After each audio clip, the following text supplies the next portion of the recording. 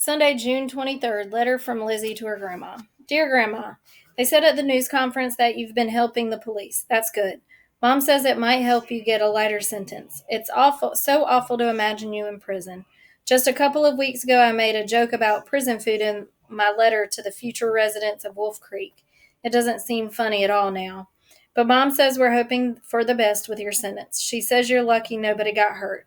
Nobody except the inmate they shot, anyway. I still don't understand how you could break those rules to help them escape.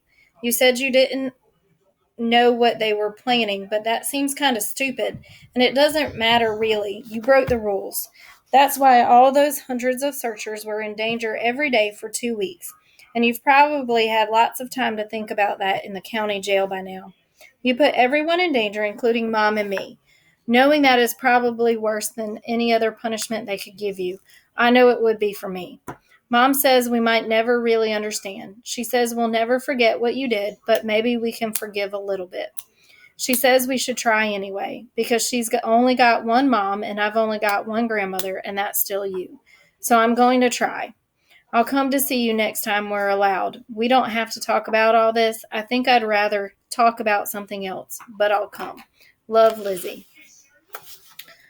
Sunday, June 23rd, letter from Elodie to her brother Troy. Dear Troy, I'm back to writing letters I'm not going to send you because I'm not sure you'd want to hear what I have to say in this one. You know that tip that helped the cops find them two guys? It came from you. I was talking with Nora and Lizzie, and somebody mentioned that there were no tracks in the school woods. The inmates disappeared without leaving any trace. All police found was a bunch of cow tracks. You know what comes next, right? Remember that report you wrote about the rum runners in 8th grade? I told Nora and Lizzie about that, and we looked it up and wrote a letter to the police, and then everything happened. Everybody's so relieved it's over now, but I've got a twist in my stomach that won't go away. Did you know who John Smith was? That place is so huge you probably don't. I'm sure you didn't. I sure didn't know him.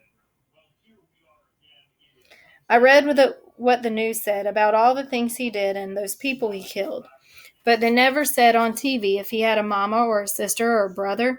And I keep wondering, I know that doesn't do any good now. When he broke out of there, he had to have a good idea how that story was going to end.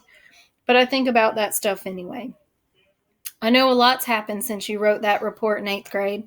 When I looked at you yesterday sitting in your green shirt with your brush cut and hard eyes, I couldn't even see that boy anymore.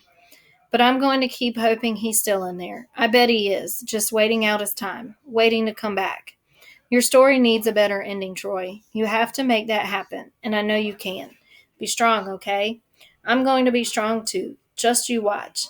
And you know what? Maybe I'll send you these letters after all. I'm sending out some of my other writing today too, because it turns out I have more things to say than I thought. Love you, Elodie.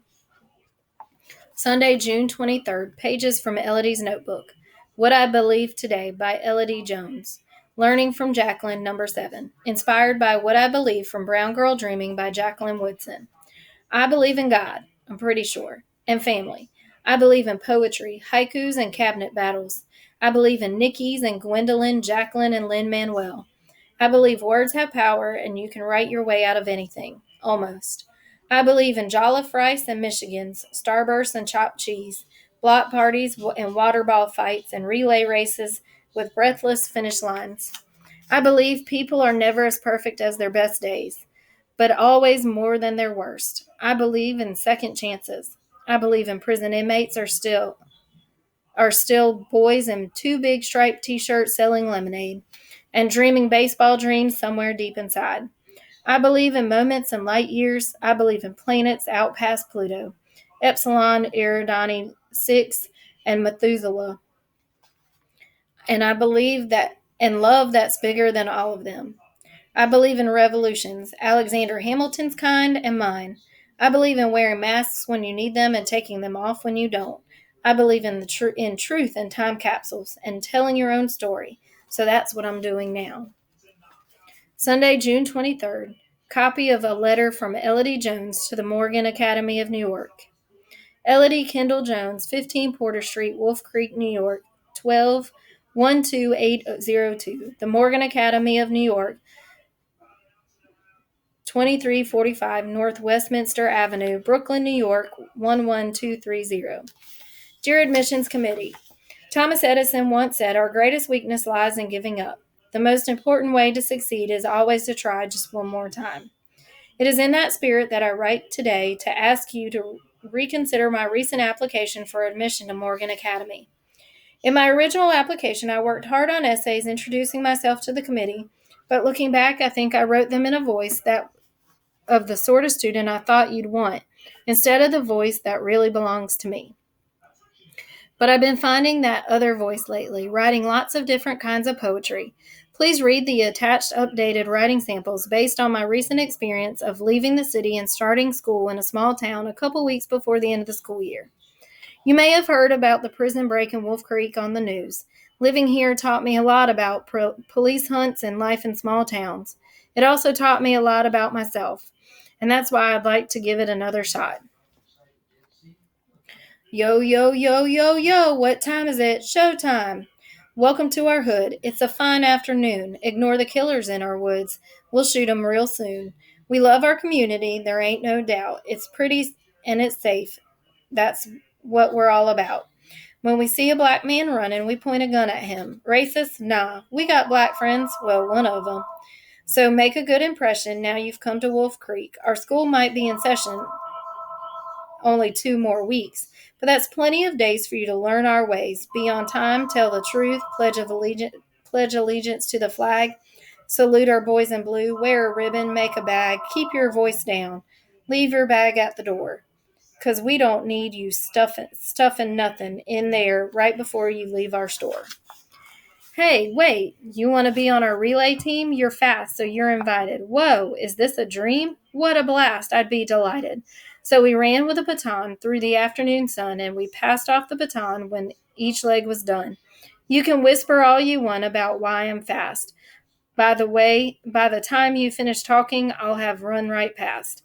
I'll outrace you, outpace you, wipe that smirk off your face, you slow walking, trash talking jerk. I hate this place.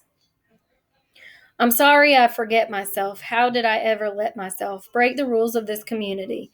It's all about community. I appreciate the opportunity you've given me here, because a long, long time ago I promised that I'd grow up to be somebody free. I'm going to make a name for myself, change the game for myself, decide who I'm going to be. I'm going to write my way out, like that dude in the play. Did you see that one? You should, if you got time to get away. I know what I'm about. I ain't gonna be defeated. I'ma write my way out, just the way he did. An island's like a prison with a sea instead of walls, like this place walled around by a mountain so tall. You can't see past to see anything at all, but I'ma rise up on the power of my voice. I'ma rise up and claim another choice. I am the Elideejones. What are you going to say? I'm a rise up just like Mama's Messiah on the power of a voice that's mine. I'm a rise up higher and higher and hope you make a different choice this time.